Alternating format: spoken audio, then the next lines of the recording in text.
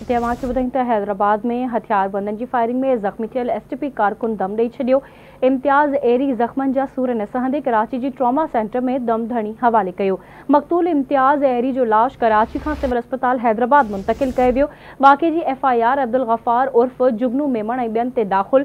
STP chairman doctor कादिर मक्सी पारां वाक़े जी सख़्त मुज़म्मत, जवाबदारनि जी गिरफ़्तारी जो मुतालबो। अहम ख़बर आहे अमां सां शेयर करे आहियूं हैदराबाद मां, जिथे हथियारबंदन जी फायरिंग में ज़ख्मी थियल STP कारकुन दम ॾेई छॾियो आहे। इम्तियाज़ एरी ज़ख्मनि जा सूर न सहंदे कराची जे ट्रॉमा सेंटर में दम धणी हवाले करे छॾियो।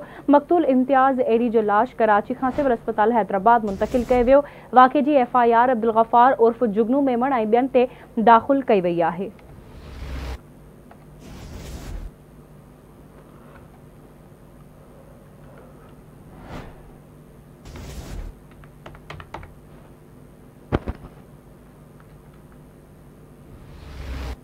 एक भेरो ॿीहर अवां सां अहम ख़बर शेयर करे रहियूं। हैदराबाद में हथियारबंदन जी फायरिंग में ज़ख्मी थियल STP कारकुन दम ॾेई छॾियो आहे। तफ़सील मालूम कंदासीं। हैदराबाद में आवाज़ न्यूज़ रिपोर्टर नसीर चन्ना खां। जी नसीर। जी, हैदराबाद में गुज़िरियल राति देर सां हथियारबंदन जी फायरिंग में ज़ख्मी थियल STP कारकुन इम्तियाज़ एरी कराची जे ट्रामा सेंटर में दम धणी हवाले करे छॾियो आहे। इम्तियाज़ एरी जो जेको लाश आहे उहो कराची खां सिविल अस्पताल हैदराबाद आंदो वियो आहे, जिथे पोस्टमार्टम जेको आहे उहो जारी आहे।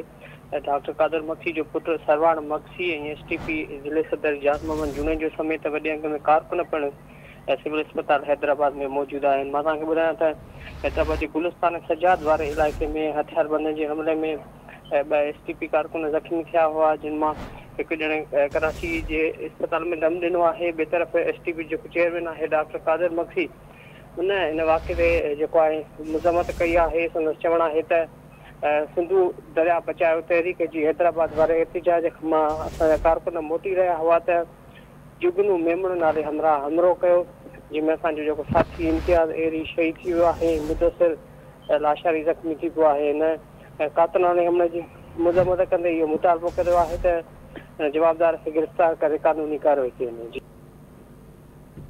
ठीक है, वॾी महिरबानी नसीर अपडेट करण जे लाइ।